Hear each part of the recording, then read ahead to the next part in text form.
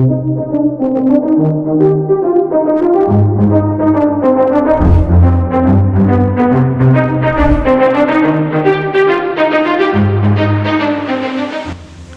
you very much. So Connie is my amwene and my friend, and she always says very nice things about me.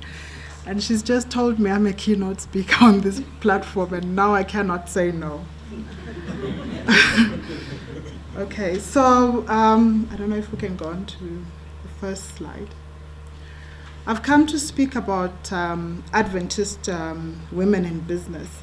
And in line with today's theme, that we'll do business until Jesus comes, I decided to quote this verse where I feel that not just as Adventist women, but as Adventists, we need to have a right approach to vocations.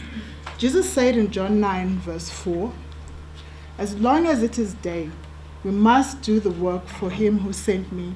Night is coming when one can no longer work," right? When it comes, the reason I've said a right approach to vocation is that a lot of us are in business and a lot of us are at work, and we work so that we get some money, or we work because that's the only job that we manage to get, or we do a business because ndo parukuitika mari. I don't know if I'm talking to someone right now.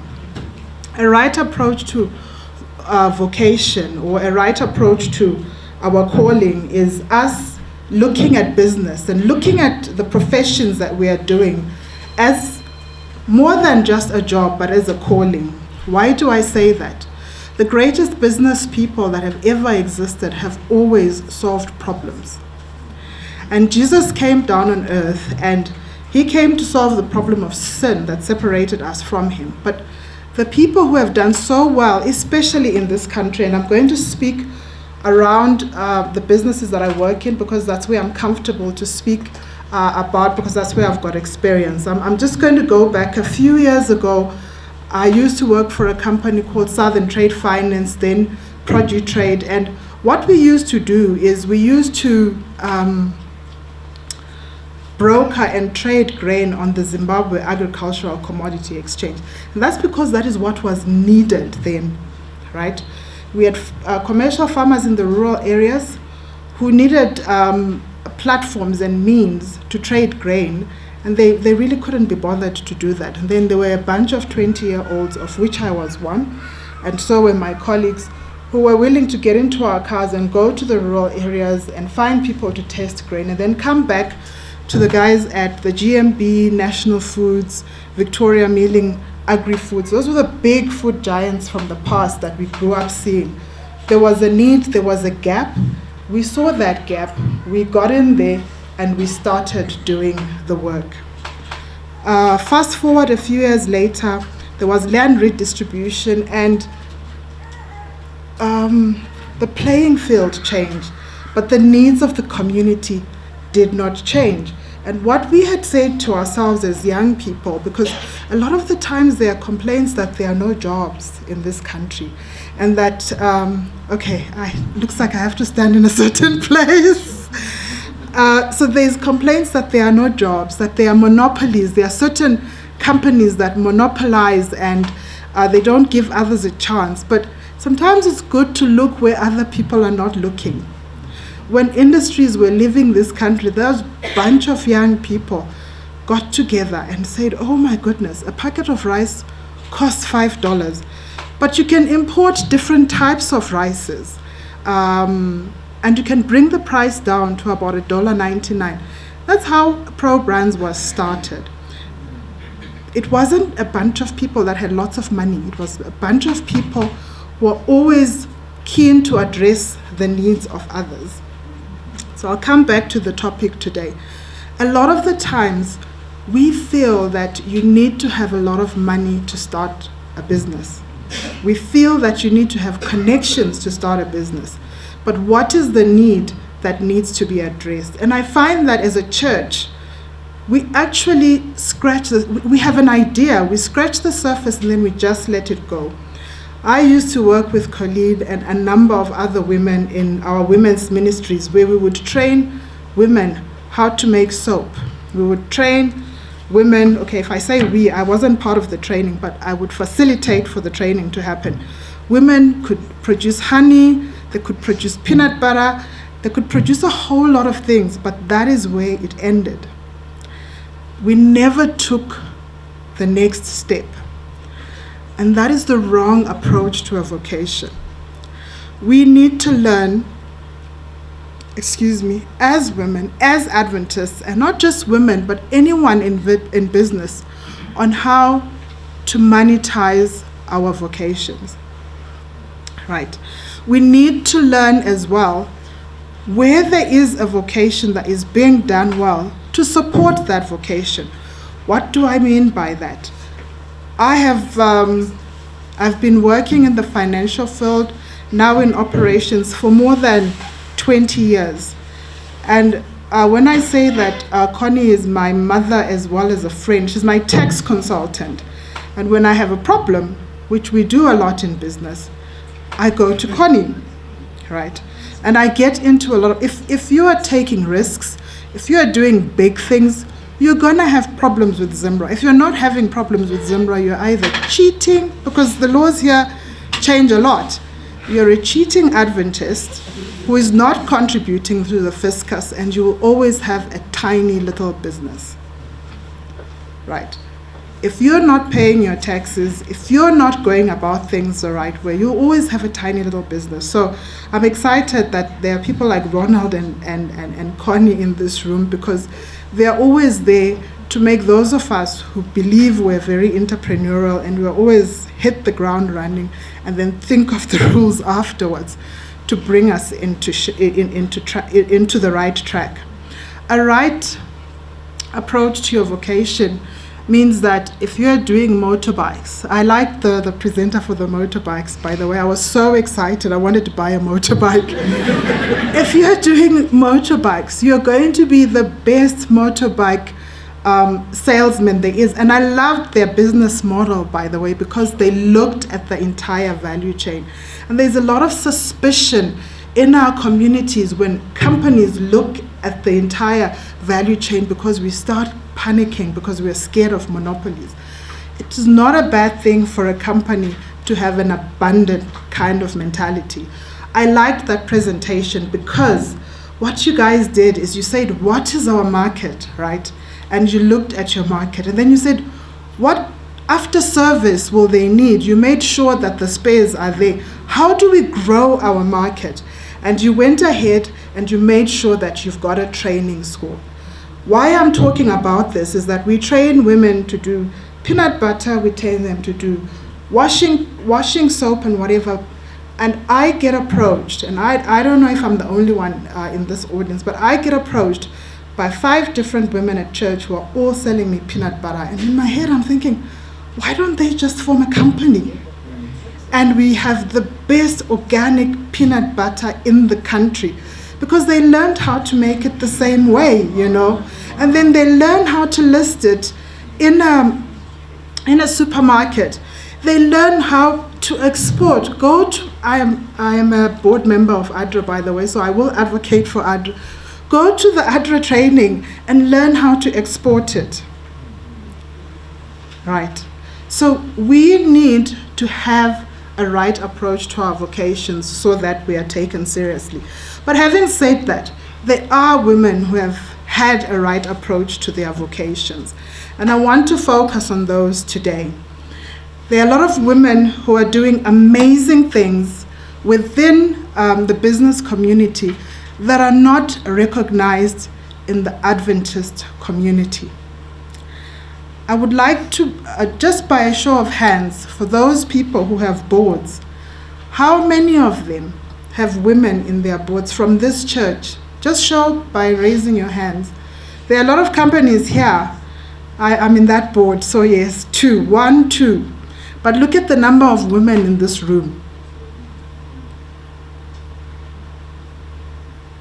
There are a lot of smart Adventist women that can add value to our businesses.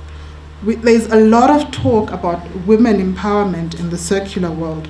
What are we doing about it as a church? Are we reducing our women to those women whom we need to train to make peanut butter? All of us will be selling honey and we are content with that. Can our women not contribute more? If you can just go on to, oh yeah. All right, so he's gone on to the next slide. Thank you so much. Do we know, as an Adventist business community, what businesses a lot of the women in our church are in and how we can tap into those? It's actually a real question. It's not rhetoric. If somebody can just answer. Okay, I'll flip the question. How many women in this room are board members? There are a lot of successful Adventist businesses. How many Adventist women in this room have been invited to sit in a board for an Adventist business? Okay, Connie. But how many women are in this room? This morning we had an amazing presentation from Tawanda. It was similar to what I was going to present, and I had to quickly change because we need to understand what is happening in the business environment, right? What happens is, if we do not take our women along, we are going to be running and screaming about how we need to do business uniquely as a movement. We need to do this, we need to do that. Even at the foundations of our church, there was a woman in the forefront who was doing a whole lot of things that brought this church to where it is today. And I strongly believe that when we involve women in the big ticket decisions, we get where we want to get faster. I want to try and imagine where the Adventist church would be if Sister White was not in the mix. Would it have come to Australia? Would it have come to Africa? Would it have gone to where it went to? We are talking about doing things differently, but we are very archaic in our thinking when it comes to half the population in the world. I want to pose a question again to say, does chronism exist in the Adventist business community, and how does it affect our women? You know, when I'm not taking a dig at the president here, but when I'm sitting and I'm listening to men being admonished to do certain things, and then something is thrown in to say, and women, you are beautifully and wonderfully made. You almost feel like an object. You think, do we not get involved because we are seen as these people, as though we are ornamental? And but it's a very, very real problem that we need to address as a community of believers. It may not be a problem. It may be perceived in. I mean, I liked the presentation the lady made about her business, and she was so grateful for the support that she has. But I wonder what a powerhouse she would be if we deliberately as a business community say, you know what, I know how that sister can take that business to the next level. You know, how she can stand head to head with Halsteads. She can. She can. Right. I'm not going to have a long presentation because I want to be interactive after this. My next slide is a very simple one. Normally when we prepare for marriage in this church, we go through Proverbs 31 from verse 10 to verse 31 that says what amazing business people we can be, you know. There's a verse that says we can consider a field, buy it, and from our profits plant a vineyard. Do we have an enabling environment for a woman to do that in the Adventist church? We are talking about these big ticket projects that need to be done. I have a vision where there's a new university that needs to be built. And I think that women should build a faculty. But in order for women to build a faculty, they need to be empowered, properly empowered. We are sick and tired of the crumbs that are being thrown under the table. I don't know if that is allowed to be said in a church forum, but we need to lead from the front. And because we are a community of believers that are always ahead and that always lead from the front, let us take the chance to show people that we believe in the scripture. We should not be selective about the things that we read in the Bible, because there is a lot of teaching, especially when we go to couples, about submission, and we do it, by the way. Looking after the home, and we do it. There's so many things that we are expected to do as women, but can you invite us to your boards? I want to be that direct. You know, there are a lot of amazing people here. Tawanda, you know what? Someone whom you can invite to your board as well is Charity Zembe. She's a wealth manager, but she's a sole trader. She's got her profin going.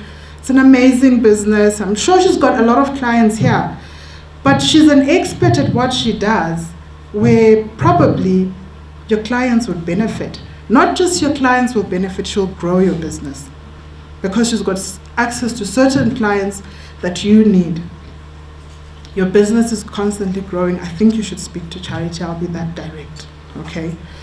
There are people here who've got agricultural businesses. I worked with Natalie Goredema, amazing agronomist, but she will always be trying so hard. She's here, so I can pick on her. I'm not going to talk about people that are not there, so I can pick on her.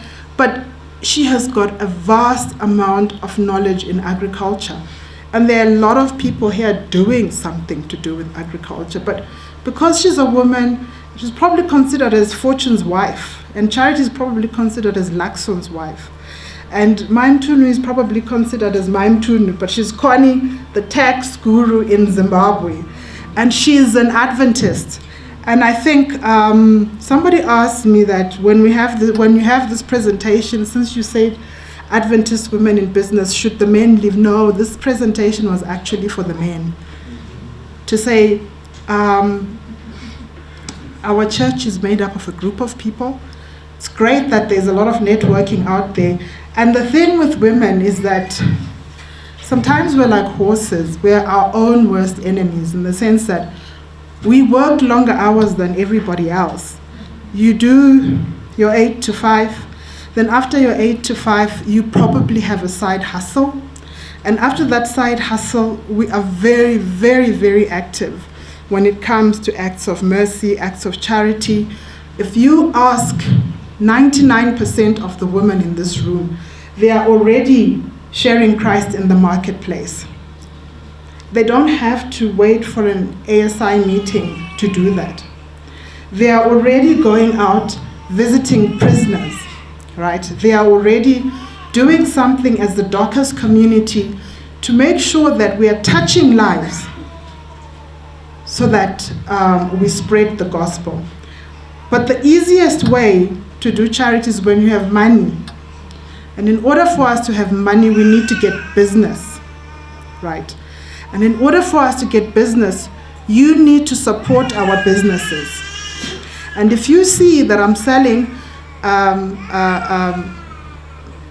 bottle of peanut butter to you every Friday, in order for me to get ahead, but you've got connections at Pick and Pay, you've got connections at Spa, please can you assist me? Because you can. I don't know if I'm speaking to someone today. One of the things that we need to do is to stop having these micro little economies. We need to have an attitude of abundance, where we believe that the multiplication of our energies can create something great. And that can happen. We just need to change our attitude and our approach to our vocations.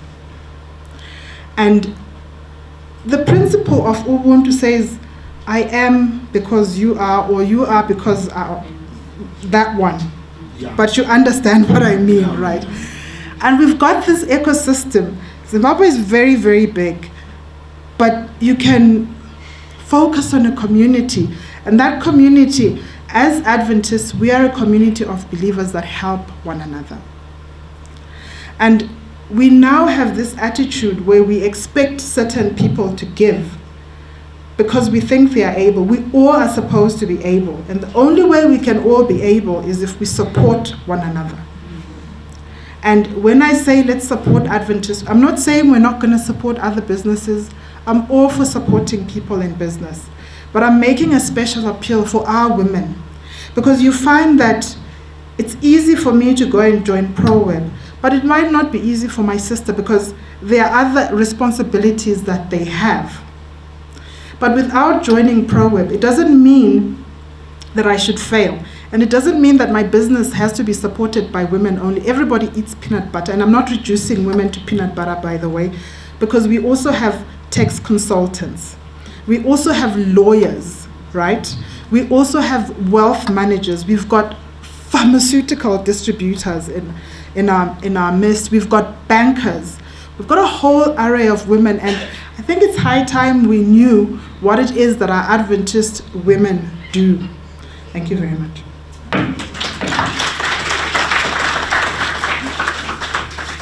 Okay. Now that my presentation is over and I'm no longer serious, I cannot leave without talking about ADRA. I know that ADRA has presented, so I've taken off my hat for being a woman advocate for business, but I'm going to come down to talking about ADRA. Tawanda spoke in the morning about the things that are happening around the world. And one of the things that has happened is that there's a recession, okay? And what normally happens, and this is something my father-in-law used to joke about, he used to say to me, when they were young, whenever they saw a white man come, they'd expect to get donations. There's a lot of wealth in this room. In fact, there's a lot of wealth in our church. And we still expect ADRA to get donations from outside the country. And there's a simple project over and above what the employees of ADRA are doing. There's a simple project that we are doing as ADRA where we are trying to make sure that each region in Zimbabwe, because the country is ours, right? Whatever happens is one of the things that the lady spoke about is that when donors send stuff to us, it's specific. One of the things that we learned when we had the last cyclone is that you need to have food reserves to distribute to your people in case there is a crisis. So ADRA would like to have a bank of dry goods in this country to be able to respond to disasters. And what I'd like each and every person in this room to do is that they can go back to their church and ask their members to please contribute 2 kgs of sugar beans to ADRA. And I would like for this to be an ASI initiative. I know I haven't asked the president or the leadership or whatever, but it would be nice for us to say as the business community, we assisted ADRA with that food reserve initiative. And with my other hat on, I'm very, very much interested in education. I did say that I would like, don't have to support it, but it would be nice if you did. If we could please support the Chegutu University. I know there's going to be a promotion tomorrow, but what is so embarrassing is when your fellow banker or your fellow business people come to you and say, Tidings, we understand your church, and by the way, I do make it clear that I'm an Adventist when I'm at work. We hear that there's a university in Chegutu that is being built. You guys should channel your funds through us. There are no funds because we're not giving them. Right? A truckload of bricks is about $1,000. And I think that if we challenge ourselves and we say that as ASI women, by the end of January, we are going to contribute 100,000 bricks. And the ASI men who are going to be supporting our businesses are going to do 5 times that, and we'll catch up the following year. It's a very small ask. I know that it seems like a huge ask. If we're contributing 100,000 bricks, that's like $10,000. And if you're contributing 500,000, it's just $50,000. And it's very, very possible to say, you know what, we as ASI are going to contribute 600,000 bricks to start this project.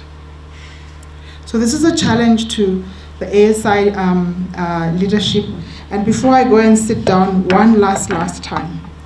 The last challenge that I was very, very excited to see Andrew up front here.